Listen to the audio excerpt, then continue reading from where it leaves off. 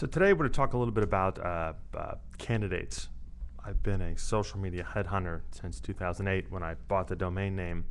That was after placing 14 people or being involved in the placement of 14 people when I was just blogging. I mean, people would call and ask. They wouldn't use Monster or LinkedIn. They'd just call me and say, where should I get a job? Other people would say, hey, let me post my job out there. And we'd walk through a process and bam, they'd hire somebody. And I was thinking to myself, you should be making money off of this, because I'd spent before that, 8 years, a long time, maybe 6 years. It's hard to remember sometimes. 6 years as a recruiter, selling staffing in the technical world.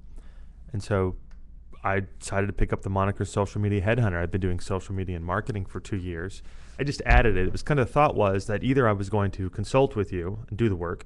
I was going to train internally your people to do it after doing a strategy session, or I was going to find someone to do it for you. And from that, I started getting calls in. I mean, I was the first one out there. Even today, when you look for social media headhunter, I'm everywhere.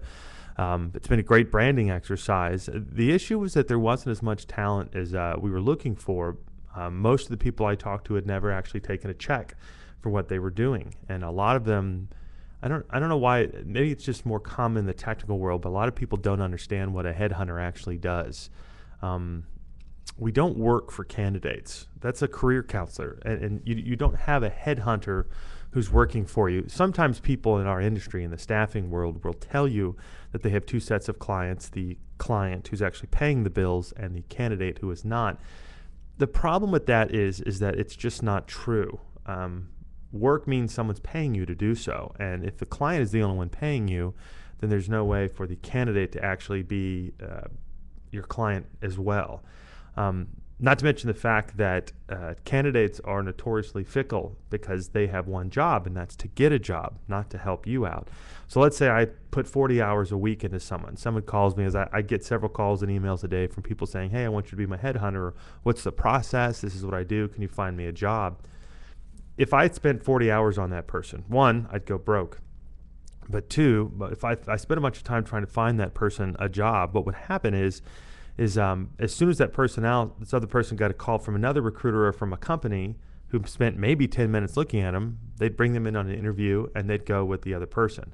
So it's not a matter of time. If I could spend 40 hours and not find the perfect job for them, it's just difficult to go out. If you think of all the jobs in the world and all the salary levels and all the companies and all the difficulty of hiring someone, the chances of taking one person and finding a job for them is so remote.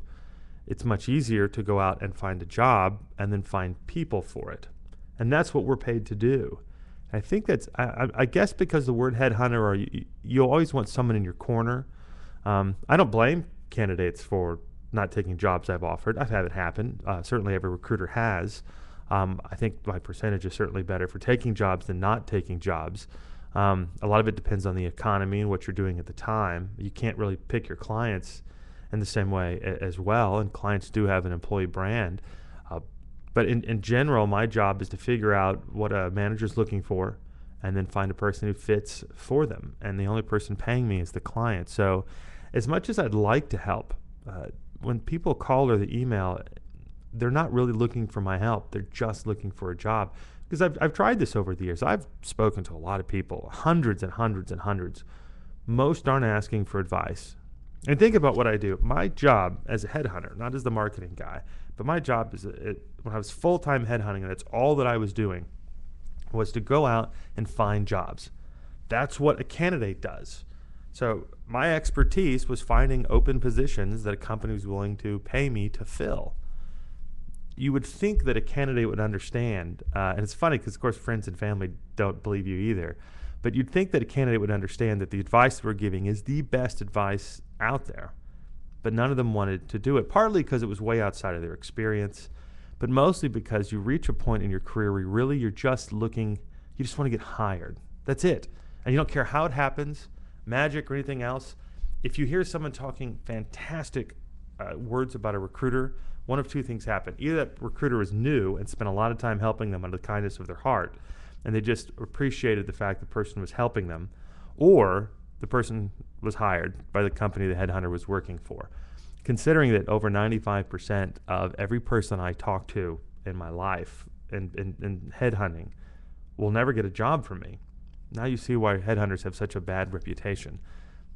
Candidates want to believe that we're on their side, and we are in general, but no more so than your spouse or other friends. I want everybody to be. It'd be great if everybody were hired.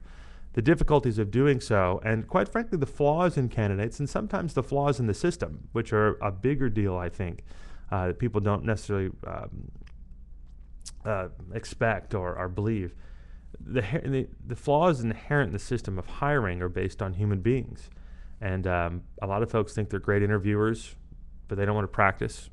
A lot of managers think they're fantastic at doing interviews, but they've never compared it. And so what we have is a system that's flawed because it's built on human beings and a number of human beings who need things from each other, but don't necessarily recognize what's going on the other sides. So I would say if you are looking for work, certainly take recruiter calls. Find ways to get recruiters to call you. And it's not bad to call recruiters. You might get lucky. Just don't let your feelings be hurt, or don't expect them to do anything more than what their job is. I don't call up companies that aren't involved. I don't go talk to somebody in the IT world about selling a product because it's not their job and there's no way they can really help. They may refer out of the kindness of their heart. I can go to someone at, say, Best Buy customer service and call them up and ask them what TV, and they may know, but if I expect them to be able to help me, that's pretty foolish on my part. So, there's a lot of good information out there. A lot of recruiters are writing fantastic information for candidates, and there's a number of people who are doing this out of the goodness of the heart because they want to help.